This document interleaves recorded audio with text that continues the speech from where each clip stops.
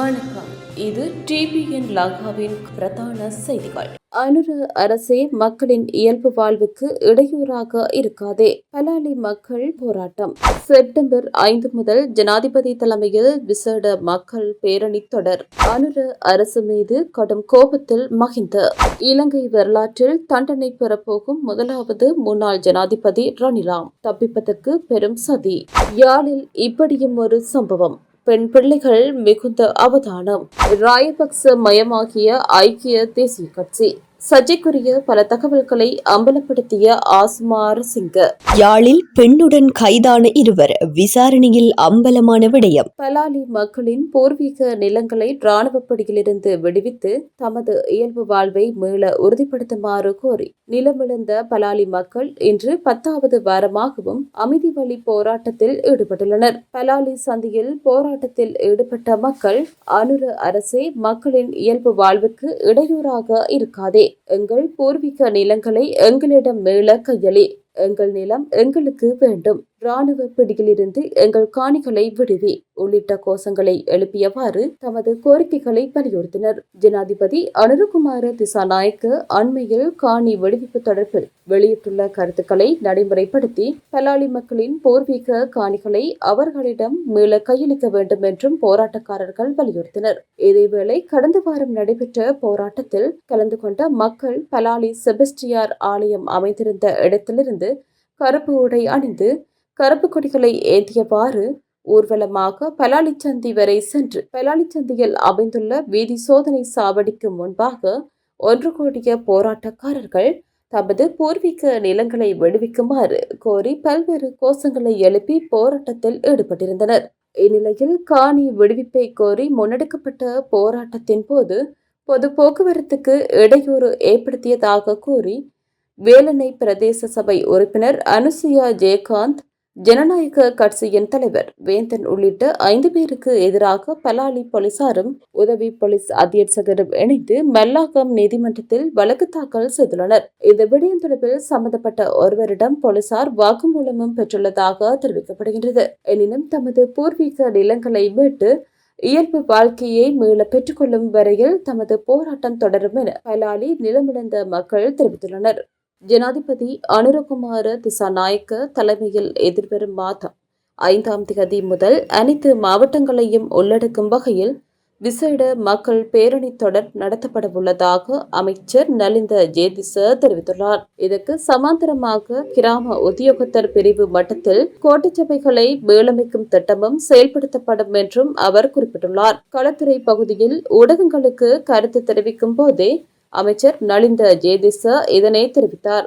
GL வீட்டில் இரவோடு இரவாக சதித்திட்டங்களை திட்டிக் கொண்டிருக்காமல் வீதியில் இறங்கி செய்ய செல்லுங்கள். மக்களை ஒன்று திரட்டி மக்கள் கூட்டங்களை நடத்துமாறு கூறுங்கள். அதை விடுத்து கோட்டாபயவை விட ஒன்று இருக்கிறது, ரணில் விக்ரமசிங்கவை விட ஒன்று இருக்கிறது, அங்கு ஒன்று இருக்கிறது, இங்கு ஒன்று இருக்கிறது என்று பேசுவதில் பயனில்லை, வார்த்தைகளில் பயனில்லை. நாங்கள் தேசிய மக்கள் சக்தியாக கிராம மட்டத்திலும் கிராம உத்தியோகத்தர் பிரிவு மட்டத்திலும் கோட்ட சபைகளை மேலமைத்து வருகிறோம். வரும் செப்டம்பர் 5ஆம் தேதி முதல் ஜனாதிபதியின் தலைமையில் மாவட்டங்களில் பிரம்மாண்டமான மக்கள் பேரணிகள் நடைபெறவுள்ளன. அரசாங்கத்துக்கு எதிரான மக்கள் கருத்து நிலவுமானால் அதை நிரூபித்து காட்டுமாறு கோருகிறோம். அவ்வளவுதான் செய்ய வேண்டும். நாங்கள் எதிர்க்கட்சியில் இருந்த காலத்தில் செயல்படுத்திய வேலை திட்டங்களை சற்றேனும் பார்க்குமாறு சொல்லுங்கள். 22வது அரசியலமைப்பு திருத்தத்தை கொண்டு வருவதற்கு முன்னர் அரசாங்கம் மக்களுக்காக செய்ய வேண்டிய பல முக்கிய பணிகள் இருப்பதாக முன்னாள் ஜனாதிபதி மஹிந்த ராஜபக்ச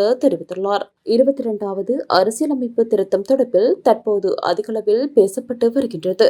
இதுகுறித்து ஊடகவியலாளர்கள் எழுப்பிய கேள்விக்கு பதிலளிக்கும் போது இவ்வாறு குறிப்பிட்டுள்ளார். அதிருப்தியில் மஹிந்த நாட்டில் 22வது திருத்தத்தை கொண்டு வருவதை விட அரசாங்கம் மக்களுக்காக செய்ய வேண்டிய பல பணிகள் இருக்கின்றன. அவற்றை செய்து முடித்த பின்னர் தேவையான எந்த ஒரு சட்டப்பிரிவையும் கொண்டு வருவதில் பிரச்சனை இல்லை என அவர் கூறியுள்ளார். அரசாங்கம் முன்னுரிமை வழங்க வேண்டிய விடயங்களுக்கு பதிலாக வேறு விடயங்களுக்கு முன்னுரிமை வழங்குகிறதா என ஊடகவியலாளர் கேள்வி எழுப்பியுள்ளனர். அதற்கு பதிலளித்த அவர், அதுதான் எங்களுக்கும் இருக்கும் பிரச்சனை. முன்னுரிமை வழங்க வேண்டிய பிரச்சனைகள் குறித்து பேசுவதில்லை. தேவையற்ற விடயங்களே முன்னிலைக்கு கொண்டு வரப்படுகின்றன.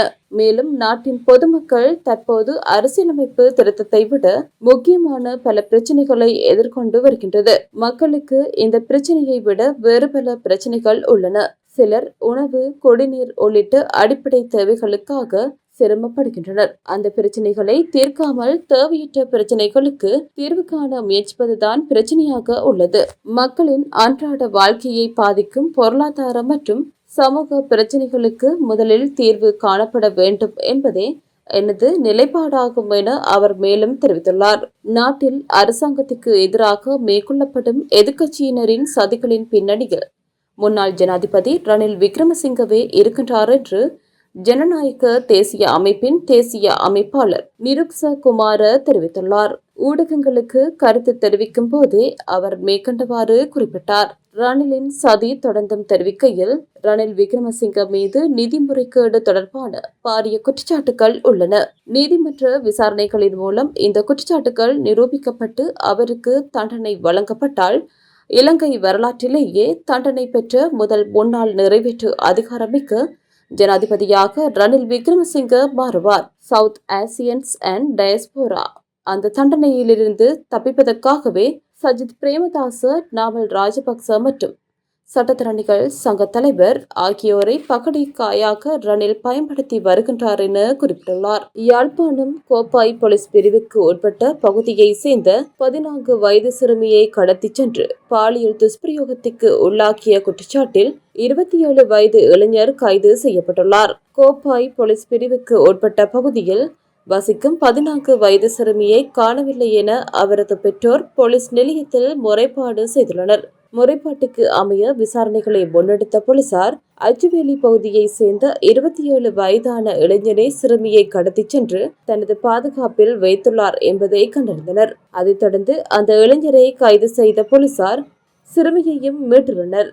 கைது செய்யப்பட்ட இளைஞரை போலீஸ் நிலையத்தில் தடுத்து வைத்து விசாரணைகளை முன்னெடுத்து வரும் போலீசார் சிறுமியை மருத்துவ பரிசோதனைக்காக வைத்தியசாலையில் அனுமதிக்க நடவடிக்கை எடுத்துள்ளனர். ஐக்கிய தேசிய கட்சி இன்று ராஜபக்ச மயமாகிவிட்டதோடு மொட்டு கட்சியின் கையாளாக மாறிக்கொண்டிருப்பதாக ஐக்கிய தேசிய கட்சியின் முன்னாள் உயர்பீட உறுப்பினரும் முன்னாள் ஜனாதிபதி ரணில் விக்ரமசிங்கவின் ஆலோசகரான பேராசிரியர் ஆசு மாரசிங்க தெரிவித்துள்ளார். தென்னிலங்கை ஊடகம் ஒன்றுக்கு வழங்கிய விசேட போட்டியிலேயே இதனை குறிப்பிட்டுள்ளார்.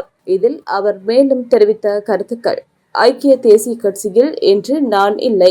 ஆனால் கட்சியை இல்லாதொழிக்கும் செயற்பாட்டில் நான் ஈடுபட போவதில்லை. ஆனால் வெளியிலிருந்து பார்க்கும்போது ஐக்கிய தேசிய கட்சி இப்போது உடைந்து சிதறி போயிருப்பது போல் தெரிகிறது. எனவே எனக்கு ஆரம்பத்திலிருந்தே இதில் விருப்பமில்லாத நபர் என்பதால் தான் நாங்கள் அமைதியாக இருக்கிறோம்.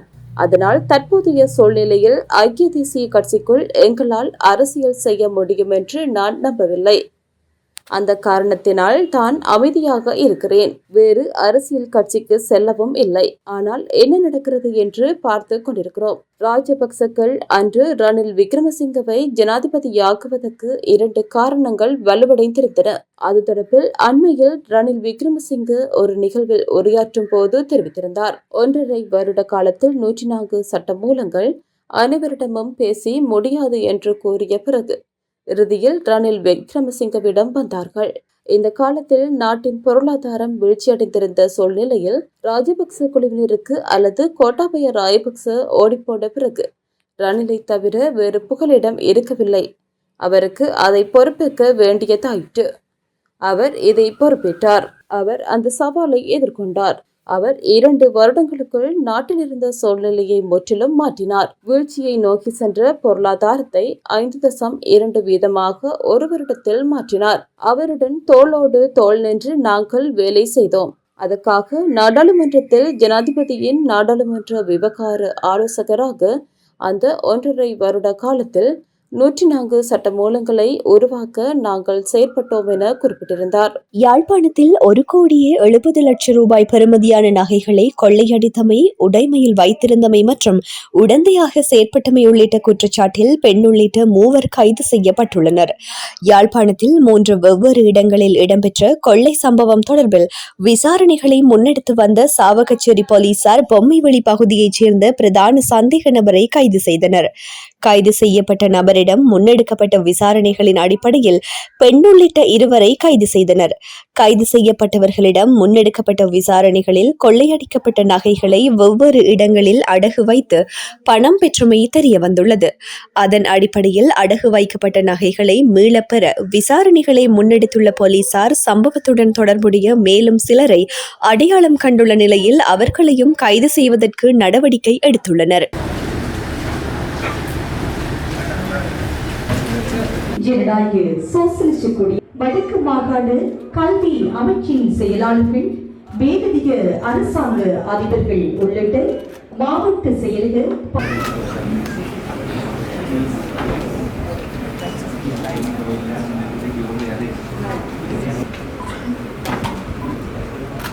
உங்கள் வாழ்க்கையிலே நீங்கள் சந்தித்த சவால்கள், இடையூறுகள், அவை அனைத்துமே எதிர்த்து அவை அனைத்துமே வெற்றி கொண்டுதான் அந்த வெற்றி கொண்டதன் காரணமாகத்தான் நீங்கள் இந்த இடத்திற்கு வருகை தந்திருக்கிறீர்கள். ජනාධිපති අරමුදලෙන් අද මේ කරන්නේ ඒ ධෛර්ය සහ ඒ අධිෂ්ඨානයට උපහාරයක්.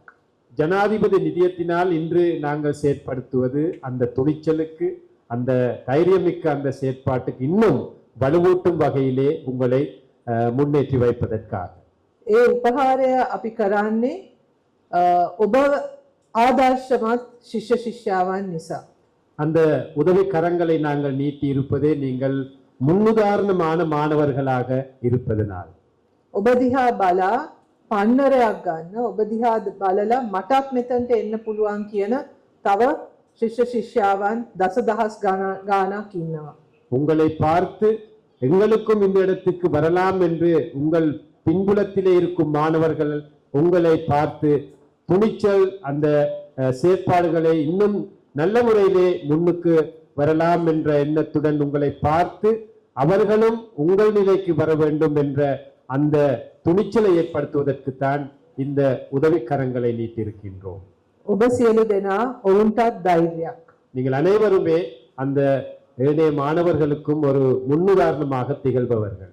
නමුත් අධ්‍යාපන අමාත්‍යාංශය කරපු සමීක්ෂණයකින් එළිදරව් වුණා මේ ජීවනාව ලබා ගැනීමේ සුසුකම් සහිත 5000 ගාණක් ශිෂ්‍ය සංඛ්‍යාවක් අපි අතර අධ්‍යාපනය ලබනවා කියලා. අට 2023-24 ඒ වගේම 25 වර්ෂවලදී අපි ශිෂ්‍යත්ව රුපියල් ලක්ෂ බැගින් අපි ආධාර ලබා දුන්නා. ඒ සඳහා දරුවන් ශිෂ්‍ය දරුවන් 2960කට අපි ආධාර දුන්නා. ඒ සඳහා රුපියල් මිලියන 296ක් අපි ජනාධිපති අරමුදලින් වෙන් කරා. இந்த ஜனாதிபதி நிதியம் இது நாள் வரைக்கும் எங்களுக்கு எங்கே சென்றிருந்தது, எங்களுக்கெல்லாம் எட்டா கனியாக இருந்தது. அதை எங்களுடைய விஷேடமாக யாழ் மாவட்டத்திற்கு கடந்த காலங்களில் இந்த ஜனாதிபதி நிதியத்திற்கு விண்ணப்பிக்கின்ற எண்ணிக்கை மிகவும் குறைவாக இருந்தது. இதில் பலன் பெறுகின்ற வாய்ப்பு எங்களுக்கு அரிதாகவே இருந்தது. இந்த நிலைமைகளை மிகவும் ஆராய்ந்த எங்களுடைய ஜனாதிபதி உள்ளிட்ட எங்களுடைய அரசாங்கம் மிகவும் தெளிவாகவும் அதே போன்று மிகவும் தீவிரமாகவும் இந்த பிரச்சனைக்கு முற்றுப்புள்ளி வைப்பதற்காக இந்த ஜனாதிபதி நிதியம் கொழும்புக்கு மாத்திரம் வரையறுக்கப்பட்டிருந்த இந்த நிதியத்தை இன்றைக்கு எங்களுடைய ஒவ்வொரு பிரதேச செயலாளர் பிரிவு, ஒவ்வொரு பிரதேச செயலாளர்கள் ஊடாகவும் எங்களுடைய பிள்ளைகளுக்கான இந்த புலமை பரிசில் திட்டத்தை முன்னகர்த்துகின்ற வேலையை முன்னெடுத்து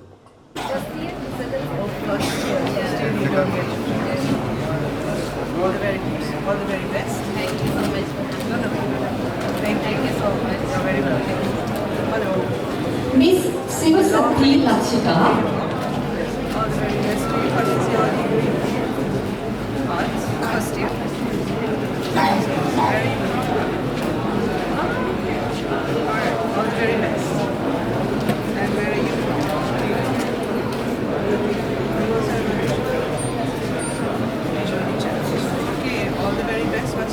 Miss Vinodini Lakshik, Vinodini Jagannath. Good luck. Hope everything goes well. Very nice. How are you and where are you from? Definitely.